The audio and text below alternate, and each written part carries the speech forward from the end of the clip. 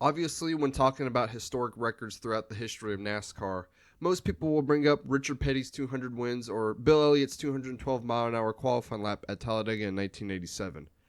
Maybe some more hardcore fans will bring up records such as Jeff Gordon's 797 consecutive start streak or how Ned Jarrett won a race by over 14 laps. These obviously are some pretty insane records, and most will probably never be broken because of how the sport looks today.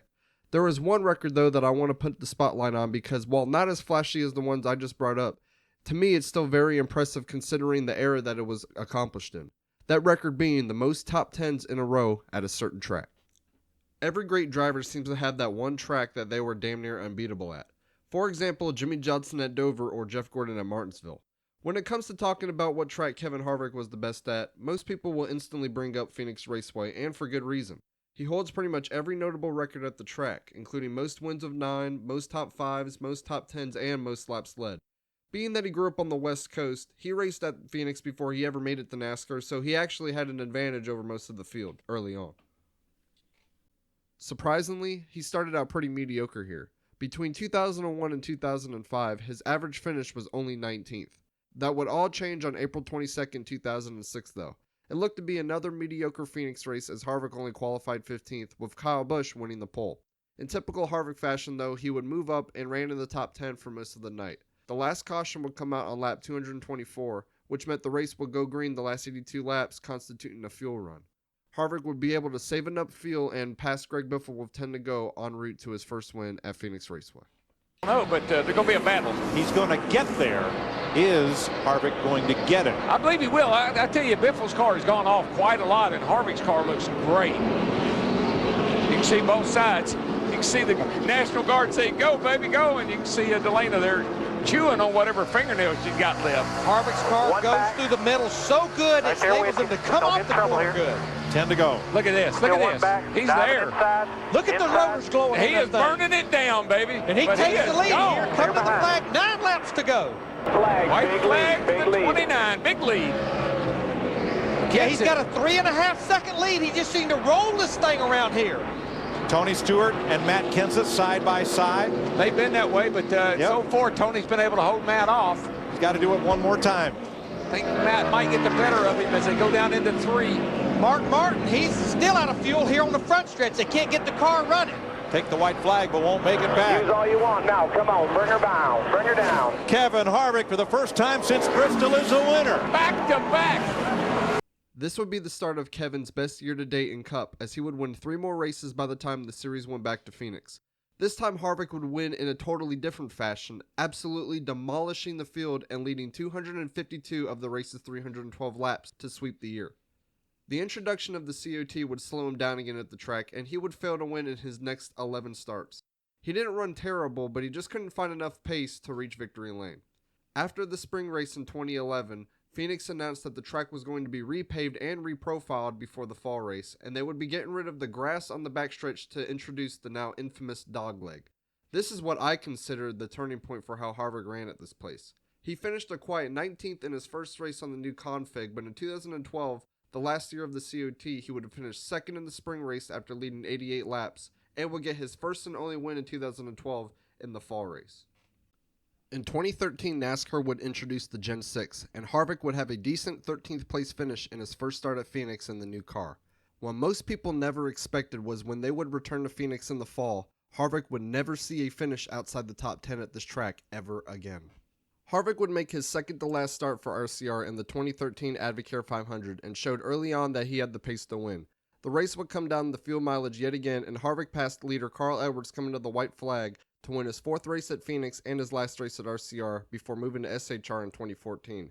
Now, some would think that maybe the reason he ran so good at Phoenix was RCR found something in their setups, but they were quickly proven wrong, as when NASCAR returned to Phoenix in 2014, he would win his first race for SHR after smoking the field, leading 224 of 312 laps.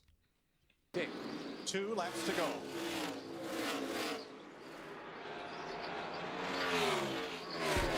I can't tell you what a thrill it is to drive a car like that 4 car today.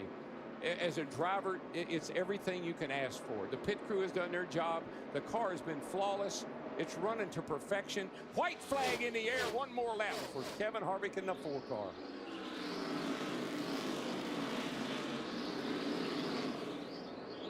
Dale Earnhardt Jr. still half a second back, giving it his all. Brad Keselowski 1.2, Logano 1.6, Jeff Gordon 2.7, then Jimmy Johnson, then side by side, Edwards and Newman. Off turn 4, win 24, Kevin Harvick dominates in the desert. She was freaky fast today, boys. Freaky fast. When Harvick would return to Phoenix in the fall, he was facing a must-win to advance to Homestead for a chance at the championship, and he would do just that. He would kick the field's ass once again, leading 264 laps to clinch a Final Four spot, which he went on to convert to his first ever championship.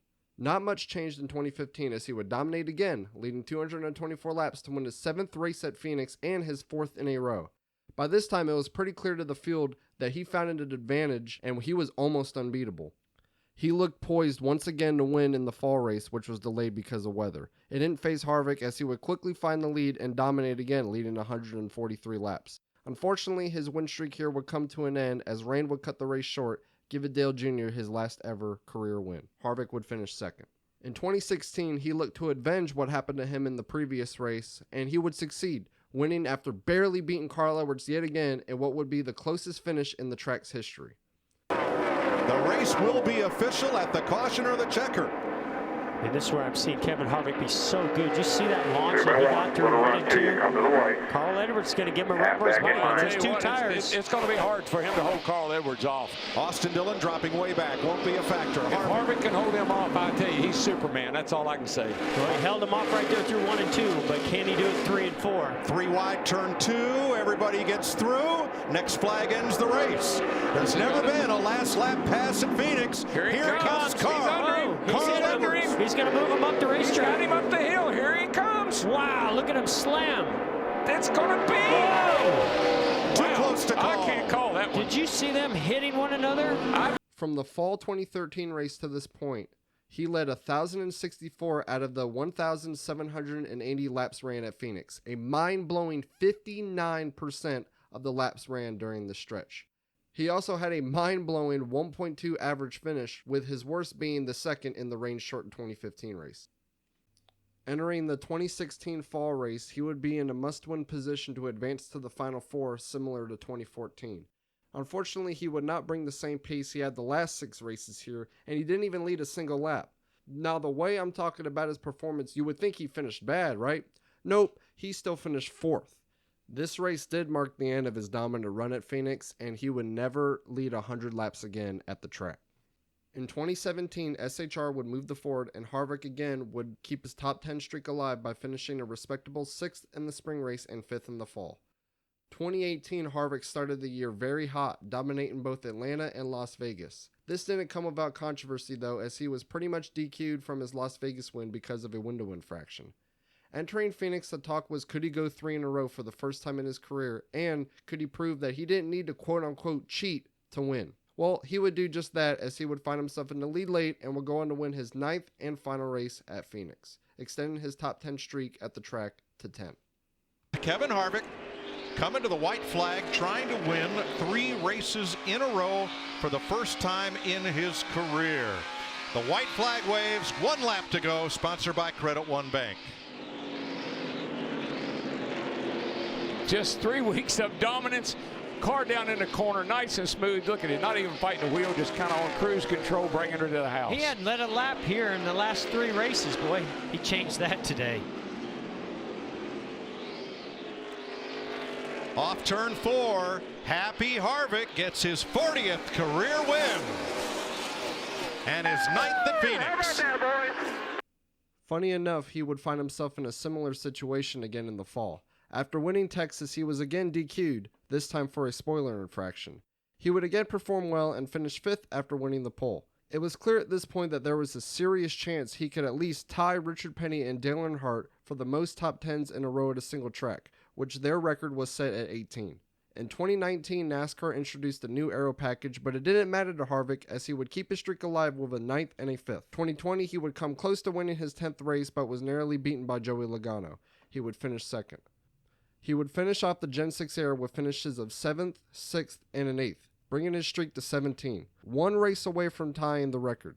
Even though he was faced with a brand new car and a now struggling SHR, he would finish 6th in the spring race in 2022 to tie the record. In the fall, he would succeed in breaking the record, finishing 5th to bring his top 10 streak to 19 consecutive races. Before the 2023 season, Harvick announced his retirement from the Cup Series. This meant that at most he could stretch his streak to 21 straight top 10s. This brings us to one of the most painful races I have ever watched as a Harvick fan, the 2023 Spring Phoenix race. He started the race like most others during the next-gen era, qualifying mid-pack and dragging the car inside the top 10 by the end of the second stage. It was apparent this race that he had some more speed than usual, especially on a long run, and on lap 269, he would pass Kyle Larson for the lead, much to the surprise of Boyer in the booth. Even. Door. Back to even. Still even. Still way up there, door. All right, rear, you're clear on that. How about There you that? Made the pass. Lapper in front. I heard even on there. Forget crank it up. Clint's cranking it up. I'm cranking it up because the 4-car just made the pass for the lead. I haven't seen that done the whole time. Unbelievable. It looked like he was going to be able to get a win in his last season, but a caution would come out with 10 to go, and he would make the wrong call, taking 4 tires, while everyone else in front took 2. He would fail to get the lead back, but was able to salvage the day with a solid top 5.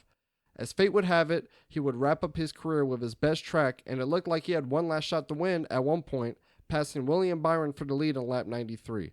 As the race played out, he faded a little, and in his last ever Cup race, he would finish 7th, extending his top 10 streak at the track to an insane 21 top 10s in a row. In my opinion, this is one of the most underrated records in NASCAR history.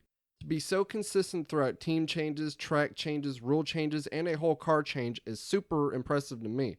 Now, unfortunately, because of the point system, they don't value consistency as valuable as it used to be, but I don't think there's any denying that this is a record that will be incredibly hard to break anytime soon.